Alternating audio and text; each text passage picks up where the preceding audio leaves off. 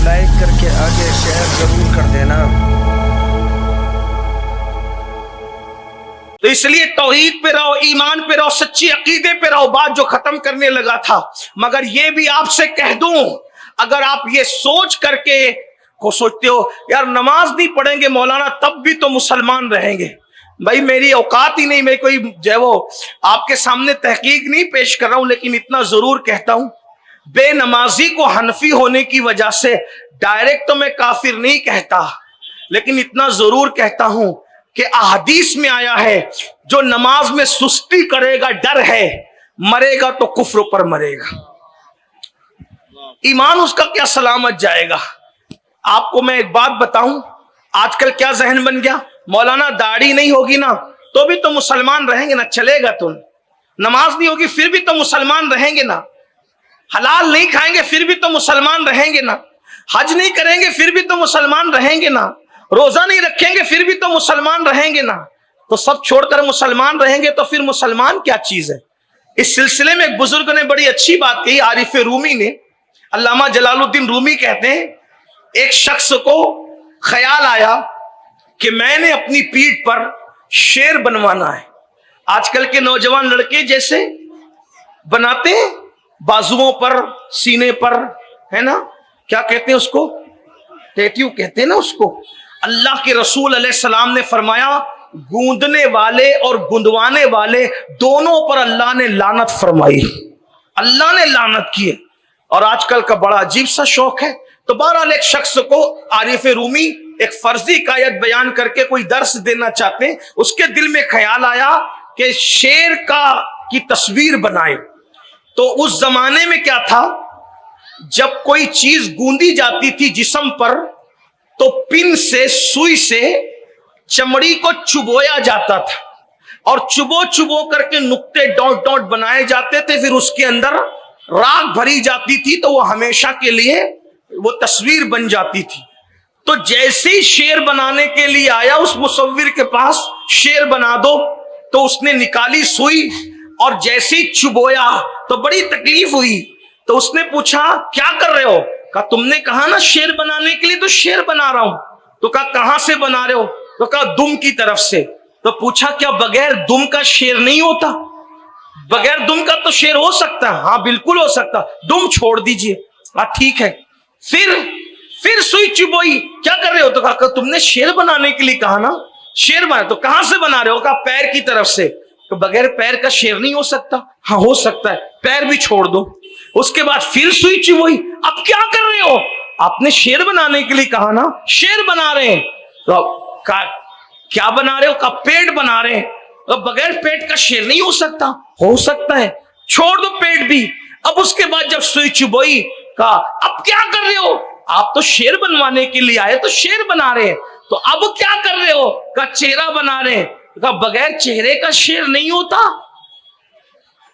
تو جب نہ دم رہے گی، نہ پیر رہیں گے، نہ پیٹ رہے گا، نہ چہرہ رہے گا، تو پھر شیر کون سی بلا کا نام ہے، یہی تو ہے نا۔ تو آج مسلمانوں کا ذہن یہی بنا، جب بغیر نماز پڑھے بھی میں مسلمان رہ سکتا ہوں، جب بغیر داڑھی کے بغیر بھی مسلمان رہ سکتا ہوں، جب حج فرض ہونے کے بعد حج کیے بغیر بھی مسلمان رہ سکتا ہوں، زکات فرض ہونے کے بعد زکات دیے بغیر بھی مسلمان رہ سکتا ہوں، تو پھر اس کے بعد میں مسلمان ہوں لیکن کچھ کروں گا نہیں۔ تو یاد رکھنا، اللہ کے رسول صلی اللہ علیہ وآلہ وسلم نے فرمایا جس پہ حج فرض ہو جائے، استطاعت اس میں ہے اور وہ حج نہیں کرتا، آقا فرماتے یا تو وہ یہودی ہو کے مرے یا تو وہ نصرانی ہو کے مرے۔ آپ کس دین کی بات کر رہے ہیں؟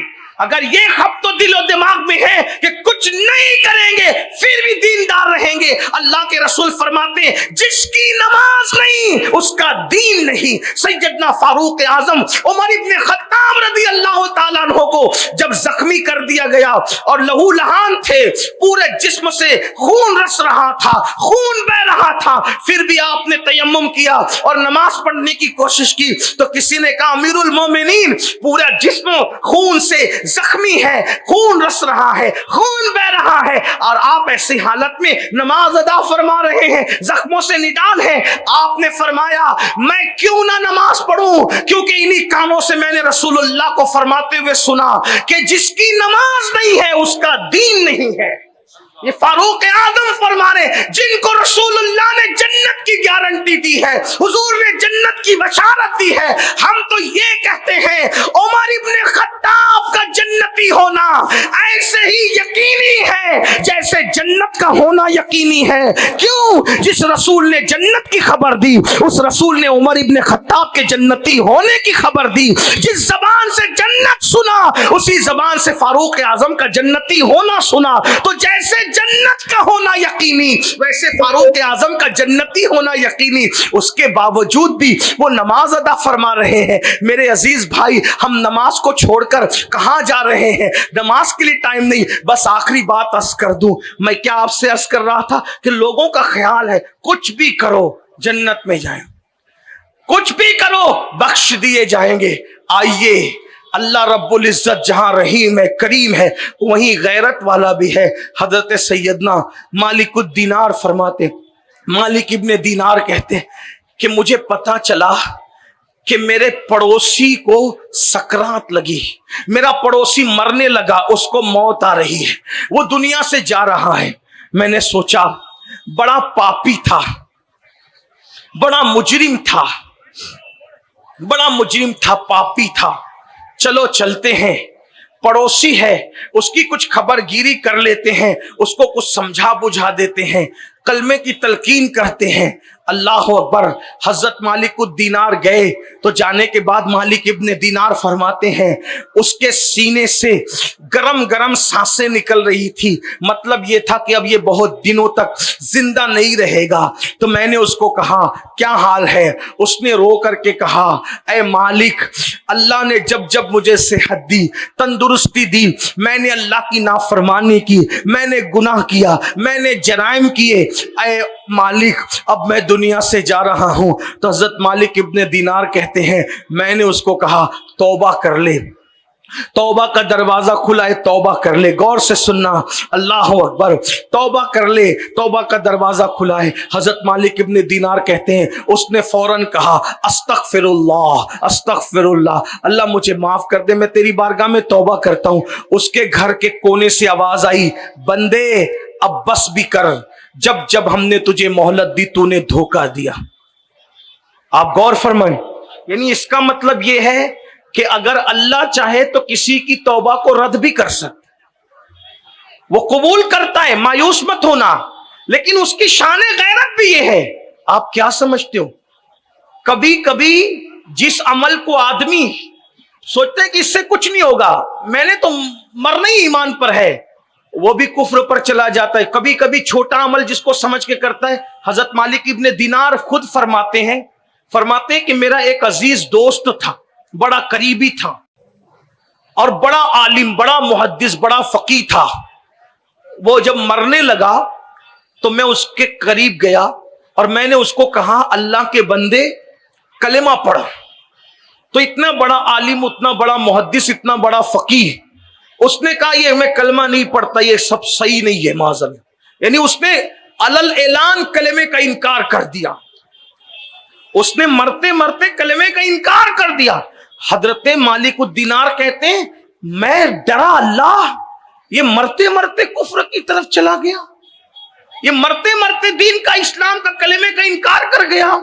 حالانکہ فقہائے احناف کے نزدیک مسئلہ کچھ اور ہے, میں اس کی طرف ابھی نہیں جاتا, لیکن میں اسی کو فالو کرتا ہوں. ہم حنفی ہیں اور حنفیت ہی کے فالوور ہیں. لیکن حضرت مالک الدینار کا اپنا مسلک اور ان کی اپنے نظریات آپ کے سامنے بتا رہا ہوں. وہ کہتے ہیں میں رو پڑا, میں رونے لگا, یا اللہ وہ کافر ہو گیا مرتے مرتے. اور کچھ دیر کے بعد خبر آئی کہ وہ تو مر گیا, یعنی کفر پہ مرا. فرماتے میں رات و دن روتا رہا, پریشان رہا, یا اللہ اتنا بڑا نمازی آدمی, اتنا پرہیزگار آدمی, اتنا پارسا آدمی, اتنا متقی آدمی کفر پہ کیسے مرا؟ تو میں اللہ سے دعا کرتا تھا اللہ تو مجھے اس کو خواب میں دکھا, مجھے خواب میں دکھا, میں پوچھوں تو صحیح وہ کفر پہ کیوں مرا. वो कुफ्र पे क्यों मरा, वो कुफ्र पे क्यों मरा? मालिक को दीनार कहते हैं, बहुत दुआएं की, बहुत दुआएं की, रातों दिन दुआएं की, पांचों वक्त में दुआएं की। आखिरकार एक रात मैंने क्या देखा कि वही बड़ा नेक मुत्तकी परहेजगार जिसको हम समझते थे, बड़ा आबिदो जाहिद था, वो जहन्नम के अंदर है।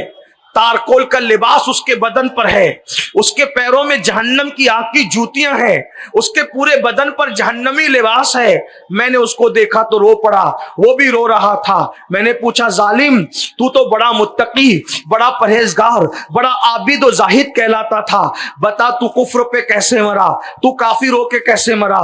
उसने जवाब दिया, ए मालिक तुम जानते हो मेरी नमाजें कभी नहीं छूटी, रमजान शरीफ के रोजे कभी नहीं छूटे, मेरी तहज्जुद कभी नहीं छूटी, मैं कुरान भी पढ़ता था, मैं मुहद्दिस था, आलिम था, फकीह था, लेकिन ए मालिक तुम्हें क्या बताऊं कि मुझे एक बीमारी हो गई। गौर से सुनना, इसी पे बात पूरी कर रहा हूं। वो कहता है मुझे एक बीमारी हो गई, मैं तबीबों के पास दौड़ता रहा, हकीमों के पास दौड़ता रहा, तबीबों ने और हकीमों ने कहा तेरी बीमारी का इलाज नहीं है। आखिरकार एक यहूदी हकीम के पास गया तो उसने मुझे कहा कि देख तेरी बीमारी का इलाज तो मेरे पास नहीं है, अलबत्ता जो तुझे तकलीफ है वो तकलीफ दब जाएगी। तूने एक काम करना कि साल भर में एक कटोरा भर के शराब पी लेना, बस कटोरा भर के शराब साल में एक बार पीना है। वो कहता है ए मालिक मैं शराब को बतौर दवा सबसे छुप करके एक कटोरा एक साल में शराब पी लेता था ताकि मेरी बीमारी दब जाए, और उसकी वजह से कुछ मुझे फर्क भी पड़ता था, इसलिए शराब पी लेता था। मगर बतौर दवा जब मैंने शराब पी साल में एक कटोरा, तो मरते मरते शराब की नहूसत की वजह से फिर तहज्जुद काम ना आई, फिर नमाजें काम ना आई, फिर तकवा परहेजगारी काम ना आई, और मरते हुए मेरा ईमान छीन लिया गया और काफिर होकर के मरा। आपसे पूछना चाहता हूं, जो साल में एक मर्तबा दवा के तौर पर शराब का एक कटोरा पी ले, वो मर रहा है तो कुफ्र पे मर रहा है। ऐ मेरी कौम के जवानों, जो शादियों में भी शराब पी रहे हैं, जो खुशियों में भी शराब पी रहे हैं, जो मैयतों का गम भुलाने के लिए शराब पी रहे हैं, जो मोहब्बत में धोखा खा के किसी के दुख को दर्द को भुलाने के लिए शराब पी रहे हैं, जो बच्चों के खतना और पैदाइश की खुशी में भी शराब की पार्टियां रख रहे हैं, बताओ जब इतना मुत्तकी परहेजगार तहज्जुद गुजार शराब का एक कटोरा बतौर दवा पीता है तो वो कुफ्र पे मर रहा है, उनका अंजाम क्या होगा? और आजकल तो लोग कहते हैं मौलाना शराब पीना हराम है ना, अगर नशे का इंजेक्शन लगाओ तो क्या है, उस पर कोई बात है? नशे की गोलियां खाओ उस पर क्या बात है? नशे की दवा पियो उस पर क्या बात है? कोई चीज सूंघ के नशा करो उस पर क्या बात है? हमने कहा जालिम तू अभी इतना होशियार नहीं हुआ, ये ज़बाने रिसालत है, ज़बाने रिसालत। वो हाल भी उनके सामने हाथ बांधे खड़ा है, माजी भी उनके सामने हाथ बांधे खड़ा है, मुस्तकबिल भी उनके सामने हाथ बांधे खड़ा है। मेरे नबी वो हैं जो अपने जमाने में बैठकर पिछला जमाना भी देख रहे थे और क़यामत तक का आने वाला दौर भी देख रहे थे। रसूलुल्लाह की एक हदीस तुम्हारे सारे तोहमात पर जो है वो नशेमन पे बिजली गिरा देती है। आका फरमाते हैं कुल्लो मुस्किरिन हराम, जिससे नशा हो सब हराम, जिससे नशा। अब इंजेक्शन लाओ या कयामत से पहले और पता नहीं तरक्की करके लोग क्या जाएंगे क्या करेंगे। हुजूर अलैहिस्सलाम के एक जुमले ने कयामत तक के लिए सबको समेट लिया। कुल्लु मुस्किरिन हराम, हर नशावर चीज हराम है, और जिसको अल्लाह के रसूल ने हराम कह दिया उसको कोई हलाल नहीं कर सकता। मौत के वक्त जबान पे कलेमा नहीं आएगा, और अल्लाह के रसूल अलैहिस्सलाम फरमाते जिसने नशा किया और तौबा से पहले मर गया, जब वो क़यामत के दिन उठेगा या तो उसकी शक्ल सूअर की तरह होगी या तो उसकी शक्ल बंदर की तरह होगी। इसलिए मुसलमानों, आखिरत पे यकीन है तो आखिरत की तैयारी करो, नेक अमल करो। हाँ, अल्लाह की शान ये है, अगर वो नाराज रहता है तो फिर तहज्जुद पढ़ने वालों को भी कुफ्र पे मारता है, और अगर वो करम फरमा दे तो कुत्ते को पानी पिलाने पे भी जन्नत मिल जाती है, रस्ते से तकलीफ देने वाली चीज हटाने पे भी जन्नत मिल जाती है, किसी को देख के मुस्कुराने से भी जन्नत मिल जाती है, हसन बसरी के हाथ चूमने पर भी जन्नत मिल जाती है, बायजीद बुस्तामी इस्लामी को देखने पे भी जन्नत मिल जाती है, किसी आलिम के नाम पे नाम रखने की बुनियाद पे भी जन्नत मिल जाती है, अगर वो करम फरमा दे तो किसी चिड़िया को दाना खिलाने पे भी जन्नत मिल जाती है। तो फिर हमें क्या करना चाहिए? किसी छोटे गुनाह को छोटा समझकर करना नहीं चाहिए, इसलिए कि बड़े बड़े पहाड़ों से ठोकर नहीं लगती, छोटे पत्थरों ही से ठोकर लगा करती है।